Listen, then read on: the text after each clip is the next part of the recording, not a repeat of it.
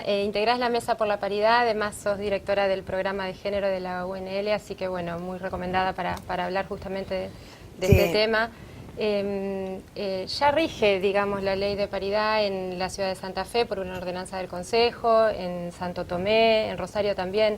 ¿Qué pasó en el Senado que quedó trunco el debate, que perdió estado parlamentario incluso? Sí, ya? además rige a nivel nacional. A nivel nacional también, No nos claro. olvidemos que la ley se sancionó ya hace un par de años a nivel nacional y un poco a partir de eso fue como el paraguas, al estar la ley nacional, que nos permitió pensar en que era posible que sucediera lo mismo en las provincias, y sobre todo en la provincia de Santa Fe, que la mesa de paridad creo que es un modelo a seguir, porque somos mujeres de todos los partidos políticos, de organizaciones, de instituciones, que como sucede muchas veces cuando hay leyes que tienen que ver con un interés concreto, bueno, nos juntamos, trabajamos, hablamos con diputados, con senadores, hubo una primera media sanción en diputados que no fue unánime, que fue al Senado. Nosotros dijimos, bueno, quizás en el Senado no se aprobó porque en diputados no era la ley que conformaba a todos, llegó a Senado, quedó en el cajón del Senado. Debe haber un cajón grande donde quedó. Volvimos, porque también cuando, bueno, yo fui concejala, así que sé que muchas veces es importante encontrar consensos. Volvimos nuevamente a diputados, volvimos a hablar con todos los diputados, salió unánime. En diputados salió media sanción unánime. Dijimos, bueno, esta vez vamos al Senado, y lamentablemente volvió a quedar en ese cajón. No solamente eso, sino que realmente hubo una intención de que la ley no saliera, porque fue a 5 comisiones, como bien se dijo acá en el informe, cuando leyes de igual relevancia o más van a 1, 2 comisiones de acuerdo a la especialidad. Pero no hay que bajar los brazos. No será en esta elección, será en la próxima, y ahí nos dimos esta estrategia de decir, bueno, vamos a los consejos municipales. Se fue al de Rosario, la ordenanza, Santa Fe, la ordenanza, en varios otros municipios, y bueno, habrá que ir, será para la próxima elección. ¿Y con el Senado no tienen diálogo? ¿Es una especie de barrera silenciosa o hay alguna conversación con argumentos? Nunca nos recibieron a la mesa de paridad todos los senadores. Sí hubo conversaciones de senadores con los propios grupos políticos. En mi caso, por ser radical, hablé con todos los senadores radicales, las mujeres del peronismo con el PJ, bueno, con el socialismo, pero nunca hubo una intención real de decir en una comisión, porque también podía pasar eso, que bueno, siempre estaba un poco el tema de decir en las comunas es difícil integrar mujeres, lo cual creo que ese es un problema, porque en realidad se parte de la idea de que no puede haber mujeres que quieren estar en estos lugares, y cuando en realidad creo que no es así, que al revés, si está la oportunidad, las mujeres se suman con ganas. Y sobre todo creo que es muy importante entender que la diversidad política, religiosa, de género, de edades, es lo que hace mejor democracia y que hace que se tomen mejores decisiones. Yo hace un par de semanas estuve con Karina Espero, que es una mujer de unos 40, 45 años, egresada de nuestra universidad tecnológica, que hoy es CEO en IBM.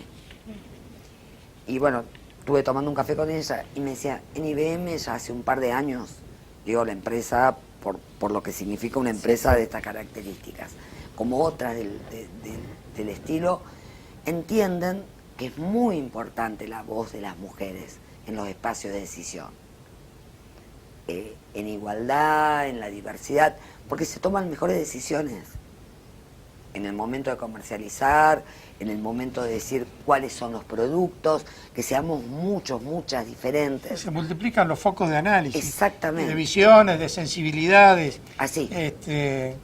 Es así, se enriquecen los intercambios. Yo al principio confieso que cuando empezó el tema tenía algunas reservas, sobre todo porque estaba formado en esto de la aptitud técnica, la preparación para hacer la mejor ley posible, la formación del legislador. Después, viendo lo que ha pasado con los cuerpos legislativos, en realidad esta es una discusión que se superó sola, porque los hombres no están caracterizados Así es. precisamente por estas aptitudes, atributos o propiedades. Entonces, me parece que es discutir nada. Las mujeres irán acentuando su formación legislativa, espero que en el buen sentido de la buena ley, no en el sentido de la Así es. trenza, porque el tema es que los cuerpos colegiados, ¿no es cierto?, ofrecen espacios para que uno también se doctore en trenza, ¿no? Y eso termina trabando el funcionamiento que todos imaginamos como deseable en un cuerpo legislativo. Pero me parece que hoy ya no hay ningún reparo para que las mujeres ocupen el lugar que corresponde y que va a beneficiar porque lo va a hacer al hombre mirar las cosas desde ángulos que nunca se le había ocurrido ver. Aparte, yo coincido, es más, creo que tiene que ser así, pero que tenemos que ser hombres y mujeres así.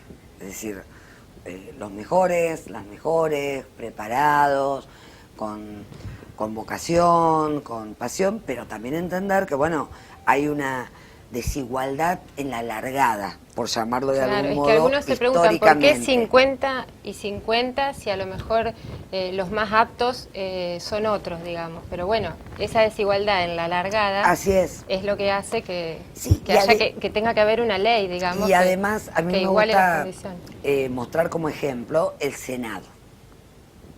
Porque, bueno, en el Senado hay una mujer.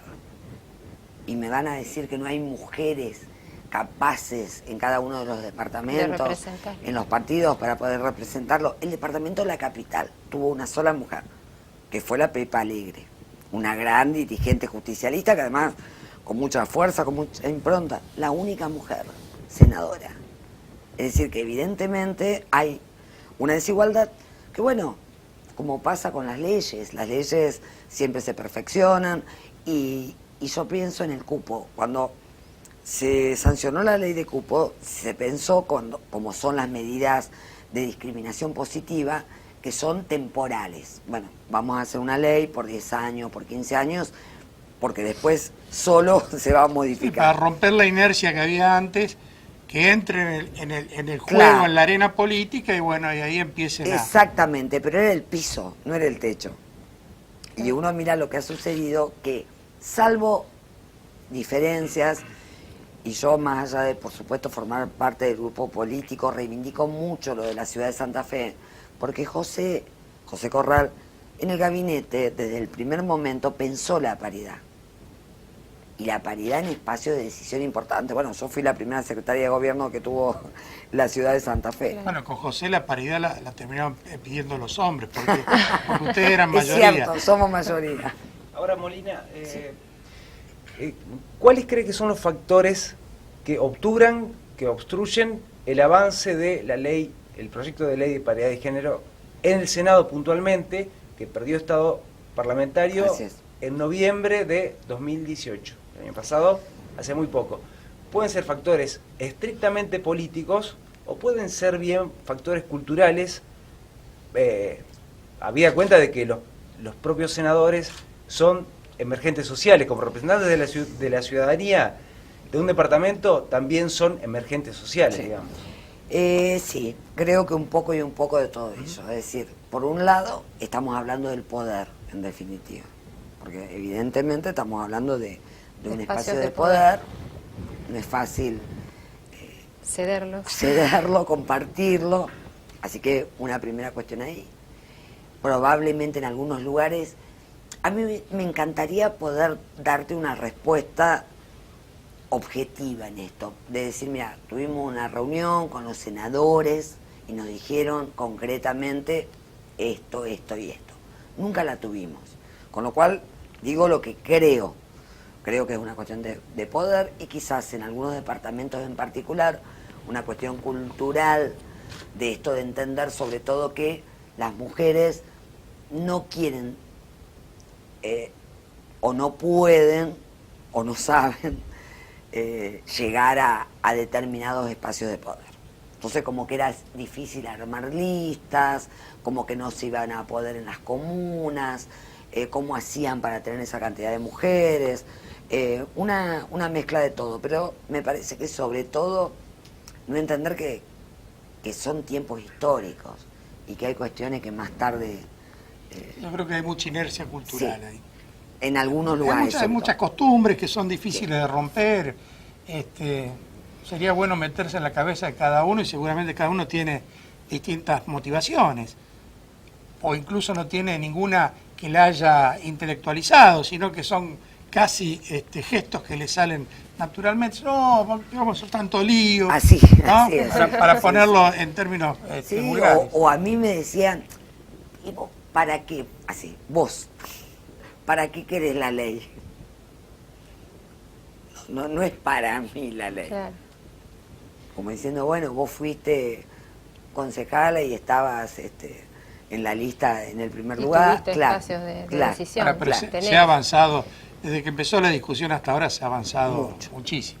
Sí, y me gusta mucho esto, les traje el ejemplo de lo que me dijo Karina, espero, porque me gusta mucho esto de entender que no es solo el ámbito de las políticas públicas, que debería ser el primer ámbito, sino también en el mundo privado, en el mundo de los negocios, entender la diversidad cómo favorece. Sí, como una gran oportunidad de aprendizajes cruzados. Ese es el... O sea, el hombre aprende de la mujer aprende del hombre y todos aprenden de todos. Claro, exactamente.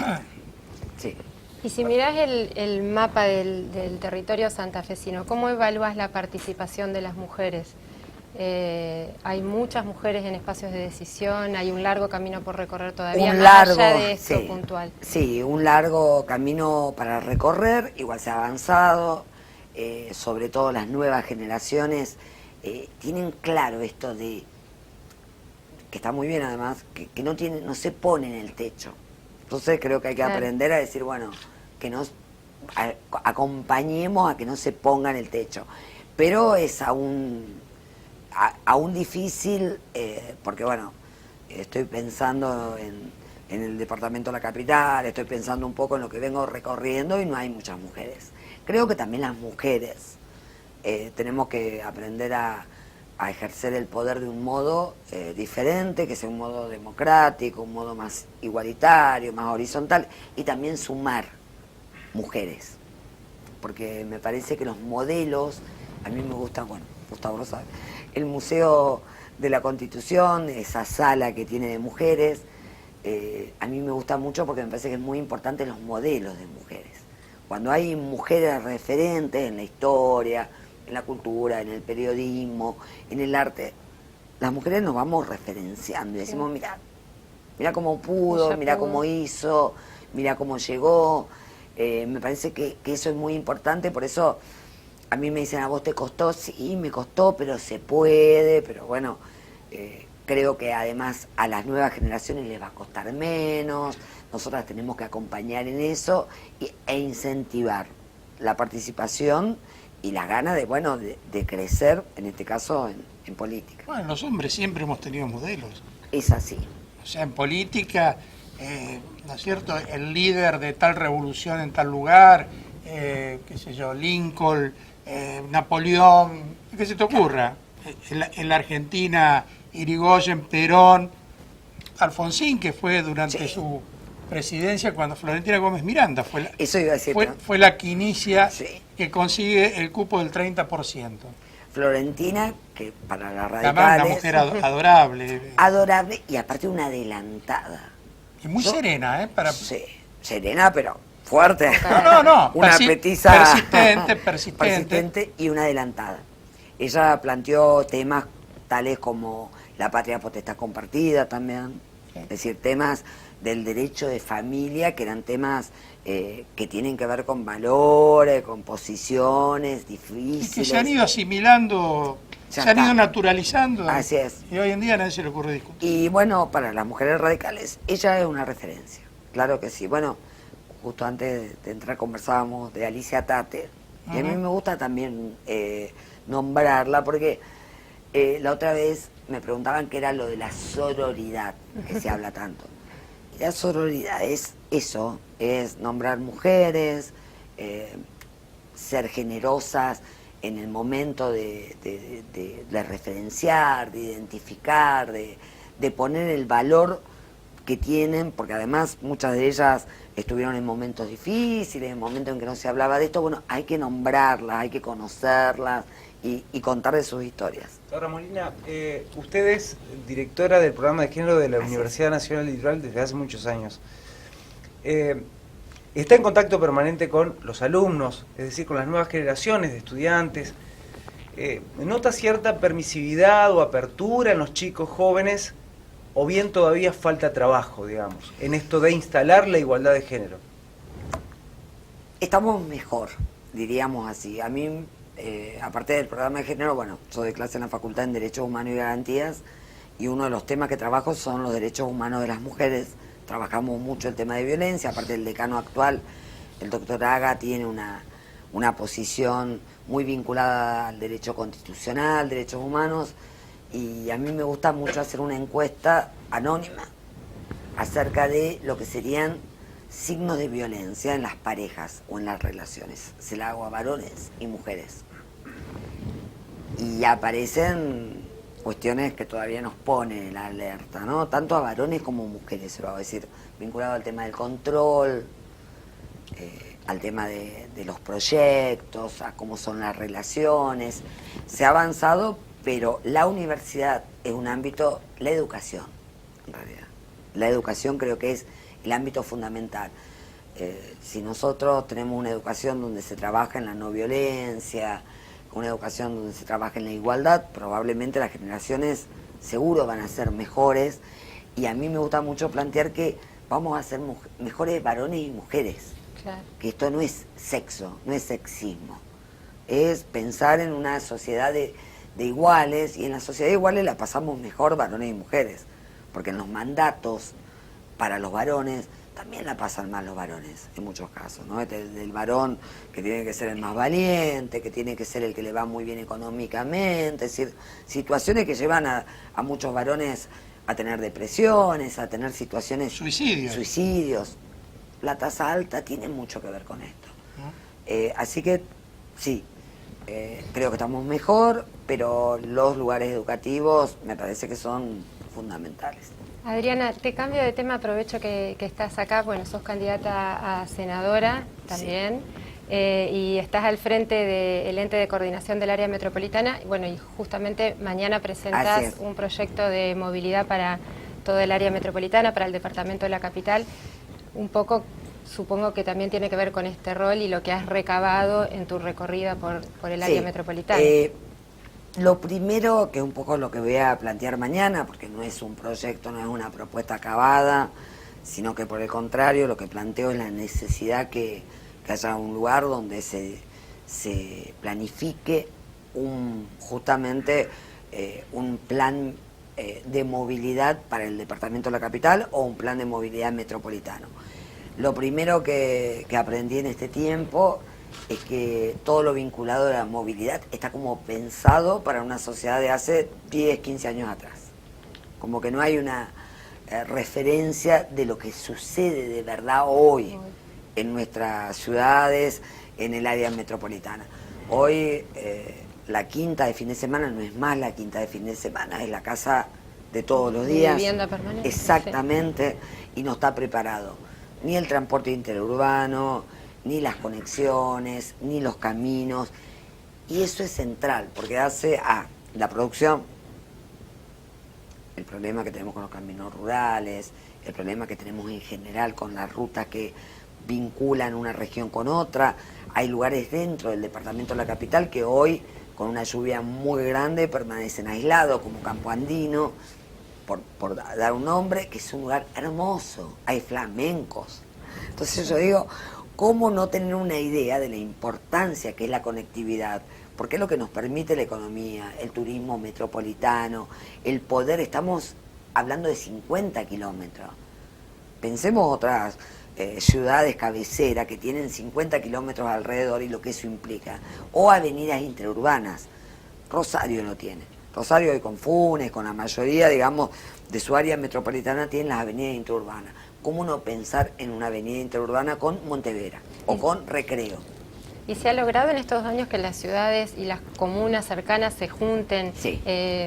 Identifiquen cuáles son esos problemas de movilidad que tienen y bueno, y pensar soluciones conjuntas, porque no es de a uno que Bueno, se puede... ese es el primer tema. Creo que lo importante también es que quien ocupe una banca en el Senado, que me parece que es fundamental en el departamento de la capital, tenga esa mirada, que no sea una mirada desde Santa Fe solamente capital, digo, sino que es el departamento de la capital. Claro. Hay un momento esencial que es el momento de un presupuesto.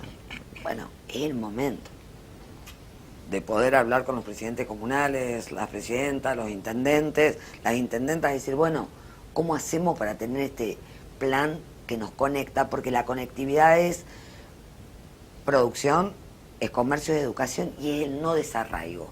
A mí me encanta, hay unos lugares muy lindos, los conocí, voy a ser franca, los conocí en este último tiempo por mi trabajo, como puede ser Emilia, ya en Bicambel, cerquita.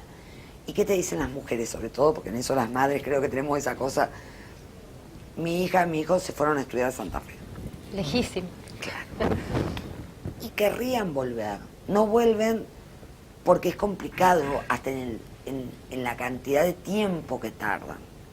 Por el transporte interurbano que no está pensado. El transporte interurbano está pensado para la familia que venía los domingos de Laguna Paiva al cine o al shopping. No hoy, que es todos los días. Bueno, eso es lo que creo que... Además, Montevera Montevera ha crecido enormemente, porque mucha gente de Santa Fe se fue a vivir allí. Sí, ahí está faltando una ruta... Con General Paz nomás, mira lo que te digo. Con que la General Paz fuese una avenida interurbana, con carriles, y no estamos hablando de 100.000 kilómetros, pocos kilómetros. Sí, sí. Molina, Poco otros temas dentro del ente de políticas metropolitanas. El tema de los residuos, de los rellenos sanitarios, de los desagües, de las cuencas. Sí. Bueno, Todo eso, mi pregunta es si todos estos temas pudieron establecerse en una mesa en común, digamos. sí, yo en eso aparte quiero hacer un reconocimiento, porque piensen que hoy el área metropolitana son 25 localidades. Todo el departamento de la capital y muchas localidades de las colonias, Esperanza, San Agustín, Colonia San José, Fran, Colonia Pujato, con una diversidad territorial, económica, social, política, en la misma mesa, sí, reconociendo esto como un problema y una oportunidad. Porque en definitiva es un problema, pero también es una oportunidad. Porque si Cabal, que no llega a los 1000 habitantes, tiene la posibilidad de sentarse en una misma mesa con aquellas ciudades de muchos habitantes, bueno, probablemente se puede pensar, hoy se habla de ciudadanía metropolitana, Claro. para que veamos cómo se están viendo en determinados lugares lo que es la metrópoli. Se dice, hoy hay que hablar de ciudadanía metropolitana. En el diario hace 15 años, Ustedes ya la tienen. no, nosotros Hablale, pusimos claro. la sección área metropolitana. Por eso digo, claro.